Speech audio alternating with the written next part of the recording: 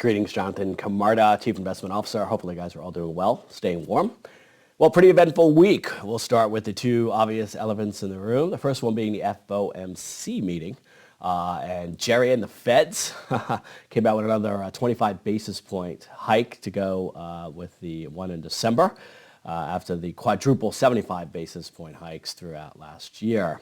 So that puts the rate at 4.75. Again, their target's 5.25, which would you project for two more 25 basis point hikes. Now, the market didn't react very well initially, but really rallied post the post game, so to speak, comments, where Jerome really started to show some cracks in his hawkishness, admitting to some of these slowdowns that we're seeing in the economy that have been very apparent that we've spoken about.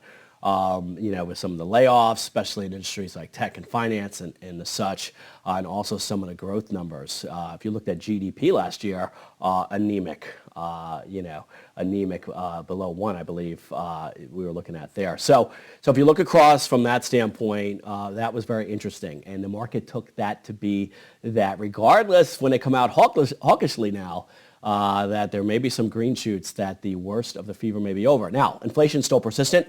It's still there. It's going to be very tough to batten down those hatches fully. However, the harsh, hawkish actions may be in the rear view, and that's what the market liked. Now, at the end of the week, we had another number come out, and this one, unexpected, and still pretty much unfathomable and probably unbelievable, and I'll get to that. That was the jobs number on Friday.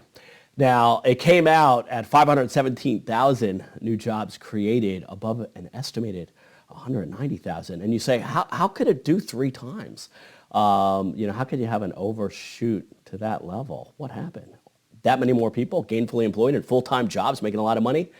No. Actually, the BLS, your friends at the Bureau of Labor Statistics, actually recalibrated some of the data and the revisions that they use, as well as population control, and the seasonality and many different factors that was not reported that, for example, a lot of the growth you saw was for part-time jobs, which makes you think, that's the strain of inflation. People are taking part-time jobs. Not usually what you'd look at as a robust economy. However, that was what was reported. So I think that we shall see as that unfolds. I'll leave it at that. The market was down hard on Friday. Some may, say that was because of those numbers, where that would put the Fed in more of a hawkish zone. However, when you look at the real data, some of those revisions by the BLS and some of the layoffs that we've been looking at, especially in the tech and finance sectors, you probably don't have to worry about that really, as those numbers can almost be taken with a grain of salt. All right, so now as we move on from the market standpoint, you've had a great start to the year, which we mentioned last time. Your strategies like Velocity Raptor, Global Macro Tactical on the equity, momentum space, and of course, opportunistic growth and income, your dividend models have all taken advantage of that with individual equities. And then also you would have seen in sector momentum where we had equity exposure into really late January, which continues to be the case now, as the S&P 500 has actually had what they call a golden cross. So what does that mean? Again, we go to tech school. That is when the 50-day moving average, of course, right, pops above the 200-day moving average. There'll be a quiz and such. So that's pretty bullish. Of course, the 200-day moving average is still on a descending trend line. So what does that all mean in English, Jonathan? Hey, let's hold some of the enthusiasm, but let's get the pom-poms out, at least in the interim, as there is some room to the upside, some headroom, so to speak, unlike in some of the aircraft that we've been getting on lately with some of the situations there in the flight industries. Now, so with that being said, we are still intermediate bullish, as we've seen technologies and small caps actually rally, which is pretty bullish. Taking almost the baton from last year's winner, your value stocks, and your outperformers last year like energy and utilities, which we still have some, especially in the energy sector, underperform, but within the overall macro overlay, are still pretty strong. So therefore, again, not every stock or sector or niche has its day in the sun during certain periods of time, but in the overall scheme of things, still fits within the actual models that you may have there. Now, so with that being said, where do we see things going? Again, we think that after some of this, upside move that we've had, we could have some consolidation, so some bumpiness may be in store, maybe some pulling back.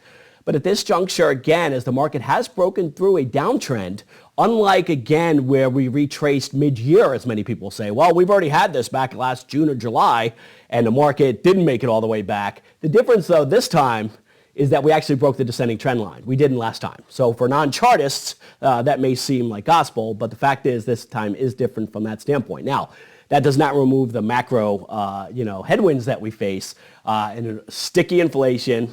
Again, we still have low economic growth, not only here, but globally, although it looks like, again, a lot of the central banks might be loosening the reins a little bit as well. So we shall see. And again, Jerry recognized even in the last meeting that we had, pretty much anemic GDP last year. So again, you have to start to take that into consideration when you keep talking about an overheating economy and realize, actually it's getting a little frosty. You might even say that, it's been in a Yeti with ice for a little bit, puns aside. So with that being said, as we put a bow on this, again, we remain in an intermediate basis bullish. In some of your strategies, you'll notice we'll make some opportunistic trades to take advantage. Overall, we still have our foot on the brake pedal because we are still in a macro bear market. However, we will not be stuck in the prism of the talking heads on TV. If you watch all of them, this is an artificial bounce and the market still has more down time to go. You'll see some of the perma shorts out there. I won't mention the names that have taken down their posts of the doom and gloom. Generally not a good sign for the bears when that happens. However, let's just all take this with a shade of gray, which is why I'm wearing this blazer today. Shades of gray, not black or white. With that being said, stay frosty. Again, it is a pleasure to serve. Jonathan Camarda. Till next time.